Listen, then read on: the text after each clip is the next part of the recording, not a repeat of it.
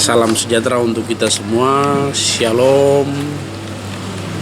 Assalamualaikum warahmatullahi wabarakatuh. Dan kepada seluruh masyarakat Papua Selatan, terutama 7 suku besar yang mendiami wilayah Hadat Hanim dan memberikan tanah untuk provinsi ini hadir. Pertama, bahwa saya selaku ketua panitia pemilihan MRP mau mengajak kita semua, terutama 7 suku besar orang asli Papua Selatan, untuk bersyukur kepada Allah dan bersyukur kepada pemerintah Republik Indonesia, dalam hal ini Bapak Presiden Joko Widodo, yang memberikan proteksi terhadap orang asli lewat Undang-Undang Otsus jilid kedua. Jilid pertama itu kita cuma dapat 3 gubernur, wakil gubernur orang asli Papua, MRP, dan DPR afirmasi. Tapi di Undang-Undang Otonomi Khusus jilid kedua kita ditambah 1, yaitu DPR Kabupaten.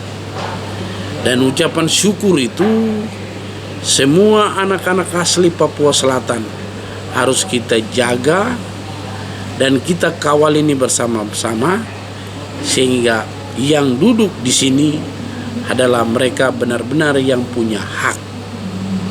Ya. Karena apa? Negara sudah memberikan proteksi, sudah memberikan kebijakan yang luar biasa kepada kita orang asli Papua, dan orang asli, lebih khusus orang asli Papua Selatan. Itu yang pertama. Yang kedua, selaku ketua panitia pemilihan MRP, ya, kami ada 5 anggota. Dalam tugas untuk merekrut proses calon-calon anggota MRP ini, itu ada unsur Hadat 11 orang, unsur perempuan 11 orang, unsur agama 11 orang. Dari 3 unsur ini, unsur Hadat dan unsur perempuan, itu prosesnya dari kabupaten. Ya, prosesnya dari kabupaten. Teman-teman yang kami tugaskan dan kami sudah memberikan SK untuk mempersiapkan rekrutmen Hadat dan perempuan, ya, kita berharap dalam proses ini mereka harus paham siapa yang harus duduk mewakili Hadat dan perempuan, dan siapa yang tidak harus duduk di sana. Ya. Dan proses ini itu ada di panitia pemilihan tingkat kabupaten. Kami menerima hasil. Kami menerima hasil dari kabupaten ke provinsi, namun tetap kami berpatokan pada aturan. Ya. Ya, kalau aturan itu sudah sesuai dengan aturan yang ada, mulai dari dasar kita merekrut MRP Provinsi Papua Selatan, Provinsi Papua, Provinsi Papua Barat Daya, Papua Tengah, Papua Pegunungan, Papua Barat, kita bersumber dari Undang-Undang Peraturan Pemerintah Nomor 54. Dari Peraturan Pemerintah Nomor 54, kita di Papua Selatan ini ada Pergub, Peraturan Gubernur Nomor 14. Dan dari Peraturan Pergub Nomor 14, panitia menyusun, mempersiapkan yang namanya petunjuk pelaksanaan teknis yang sumbernya dari aturan yang ada, dan kita menambah dengan kondisi situasi yang terjadi di wilayah Provinsi Papua Selatan. Jadi proses ini yang kita sudah lakukan, syaratnya itu tetap pada PP 54. Dalam PP 54 itu di situ tertulis bahwa maksimal umur untuk anggota MRP itu 30 sampai dengan 60. Jadi di Pergub usul umur itu tidak bisa melebihi dari peraturan pemerintah. Nah, ketika kalau waktu itu peraturan pemerintahnya itu umur untuk MRP itu bisa maju itu dari 30 sampai 75 tahun. Oke, berarti di peraturan gubernur bisa dibuat sampai 65 tahun atau 70. Tapi di peraturan pemerintah itu sudah kasih batas dan itu tidak bisa lewat. Kebijakan tentang peraturan pemerintah itu urusannya pemerintah pusat. Nah, gitu. Sehingga Pampil tidak bisa ambil kebijakan. Ya, di atas Pampil ada kepala Kesbang. Ya, juga tidak bisa ambil kebijakan. Di atas kepala Kesbang ada pejabat gubernur.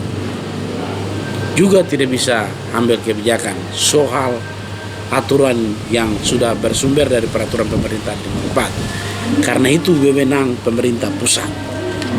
Jadi saya berharap untuk Bapak, Mama Dorang, semua kakak adik, Namek, Namuk, Enang, Ambe, ya, untuk tidak memaksakan ya anak sendiri untuk melakukan kebijakan, tetapi mendorong sesuatu untuk melawan apa yang ditutup, diinstruksikan atau sudah diatur oleh pemerintah pusat. Ya, MRP kali ini kita rekrut itu bukan berarti bahwa dunia akan kiamat. Masih ada lagi 2028. Ya, nanti ketika MRP ini terpilih, DPR sudah ada dan mereka akan siapkan Perdasus Perdasi. Dalam Perdasus Perdasi itu nanti bisa dilakukan untuk proses rekrutmen anggota MRP. Ya, gitu. Itu yang kedua. Yang ketiga, bahwa MRP ini menjadi tugas, 4 tugas pejabat gubernur. 4 tugas itu salah satunya itu terbentuknya Majelis Rakyat Papua. Jadi kita semua sudah berjuang untuk provinsi ini selama 20 tahun. Kita menanti-nantikan waktu yang cukup lama. Ya, semua kita sudah lalui suka duka. Penantian kita selama 20 tahun. Dan provinsi itu bisa dikabulkan di tahun 2022, tepatnya tanggal 11 November 2022, bertempat di Jalan Merdeka Barat, Kementerian Dalam Negeri, pengambilan sumpah janji 3 pejabat gubernur. Pejabat gubernur Provinsi Papua Selatan, pejabat gubernur Provinsi Papua Tengah, dan pejabat gubernur Provinsi Papua Pegunungan. Ya, penantian panjang ini kita sudah tahu, dan dari 3 pejabat ini yang dilantik, yang memimpin itu anak-anak negeri dari tanah Papua, anak-anak terbaik dari tanah Papua. Oleh sebab itu, kakak adik, ya, Namek, Namuk, Enang, Ambe, Arom, mari kita bergandeng tangan Kita dorong ini proses yang sedang kami lakukan panitia Pamper untuk proses MRP ini, sehingga tanggal 30 Juni mereka bisa mengambil sumpah janji. Ya, ketika ini tidak terjadi, maka mungkin tidak mungkin provinsi kita yang kita sudah menantikan selama 20 tahun itu bisa dievaluasi kembali. Karena apa? Gagalnya pembentukan MRP. Ya. Dengan provinsi ini banyak peluang yang terbuka untuk anak-anak asli Papua Selatan. Ya. Mari, kalau kau anak Papua Selatan, kita sama-sama bergandeng tangan, dukung barang ini. Dukung niat baik pemerintah pusat yang sudah memberikan proteksi terhadap orang asli. Ayo kita jalan sama-sama. Jangan kau nonton, kau datang, kita pegang tangan sama-sama jalan. Itu yang 4. Jadi kebijakan pusat ini sudah jelas, kita patokan pada PP 54, kemudian Peraturan Gubernur nomor 14. Ya. Keterwakilan kita di Merauke, ada beberapa yang kita tidak lakukan. Contoh, tidak ada rekomendasi dari 4 golongan adat. Kita tidak teruskan. Perwakilan yang ada nanti mewakili adat 4 orang ini, semuanya itu adalah rekomendasi dari 4 golongan adat. Golongan adat Sosom, golongan adat Esam, golongan adat Imo, dan golongan adat Mayo. Tidak ada rekomendasi itu, Bapak, Mama, Name, Namu, katorang tidak proses. Ya, yang kita proses itu yang penting ada rekomendasi dari 4 golongan. Ya, tugas kami sebagai anak Marin tetap mengikuti apa yang Bapak, Mama dorang sampaikan lewat rekomendasi. Satu lagi, keaslian orang Marin, orang Papua Selatan tidak bisa dilakukan dengan surat keputusan di pengadilan, surat rekomendasi. Tidak bisa. Keaslian itu cuma satu,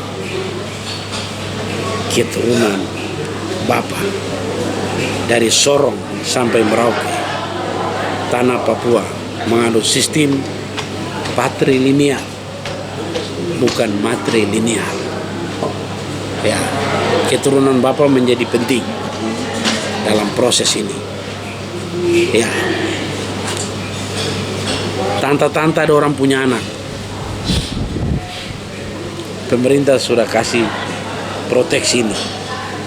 Tanta punya anak, kalau kau rasa bahwa ini saya ini om punya, kalau kau sayang om, kau duduk berdiri di belakang saya. Nanti saya kasih kau hak yang pantas, saya harus kasih kepada tanta punya. Saya harus kasih kepada Onos, saya harus kasih kepada Nasu. Ya, tapi Nasu harus ingat juga, ada yang Nasu tidak bisa ambil, itu menjadi hak saya.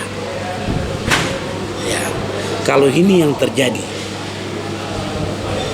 dalam gereja Katolik, setiap hari Minggu kita bisa nyanyikan lagu Mada Bakti. Alangkah bahagianya hidup rukun dan damai. Di dalam adat Marin mengajar tentang norma, tentang tata kehidupan manusia. Ya. Karena dia mengajar tentang norma, orang Marin menamakan dirinya bahwa anima manusia sejati. Allah menciptakan manusia serupa dirinya, bukan serupa diri seperti hewan, serupa diri seperti babi, tetapi Allah menciptakan manusia serupa dirinya. Ya, oleh sebab itu orang Marin bilang anima manusia sejati yang beda dengan semua makhluk yang Allah menciptakan di dunia. Ya, oleh sebab itu norma adat itu mari kita pegang, masing-masing tahu posisi, masing-masing tahu batasan, yang mana yang hakmu kau boleh ambil, yang mana yang bukan menjadi hakmu, dan itu menjadi hak orang lain. Ya, om dan tante harus jalan sama-sama. Om di depan, saudara perempuan, kau backup saudara laki-laki dari belakang. Ya, sehingga kita jalan di negeri ini yang datar, ya, kita jalan berdiri sama tinggi, berdiri sama rendah. Untuk seluruh bapak orang-orang tua yang terkasih dari 4 golongan adat, Esam, Sosom, Imo, Mayo. Semua proses ini yang kita mau lakukan, proses MRP ini, semua ini kembali pada 2, perlu waktu dan perlu kata. Ya, musyawarah, proses, mekanisme yang terjadi di adat, seharusnya pemerintah setempat, pemerintah kabupaten sudah mesti harus bisa memfasilitasi untuk proses ini jalan. Tapi semua itu kembali pada niat dan BKI seorang pemimpin terhadap proteksi keberpihakan kepada orang asli Papua, orang asli Papua Selatan, orang asli Marin. Kalau tidak ada niat, tidak ada BKI, maka keberpihakan itu tidak akan terjadi. Ya, tetapi yakin dan percaya, Bapak Mama, kita lakukan sesuai dengan proses putusan dari 4 golongan adat. Ada kertas, ada. Tidak ada kertas, kita tidak akomodir. Ya, jadi gerakan ini perlu waktu, perlu uang. Provinsi ini kita sudah menantikan selama 20 tahun. Waktu yang ada pemerintah sudah kasih batas waktu, mohon dukungan, mohon doa restu, sehingga proses ini bisa berjalan. Jangan dengar dari orang lain, ya, jangan dengar dari mulut geram, ya, karena mulut geram dia bisa tambah 10 kalimat. Ya, saya Dominikus Buli Bagepse, Ketua Pampil Provinsi Papua Selatan, anak asli Mali, ya, Gepse Nggalwa, tetap berpatokan pada aturan, tetap patokan pada 4 golongan adat. Isakot beka isakot kai, usudi yohau kuda tako bayaman, ya hacanap map acap ma camar nuk bakenek.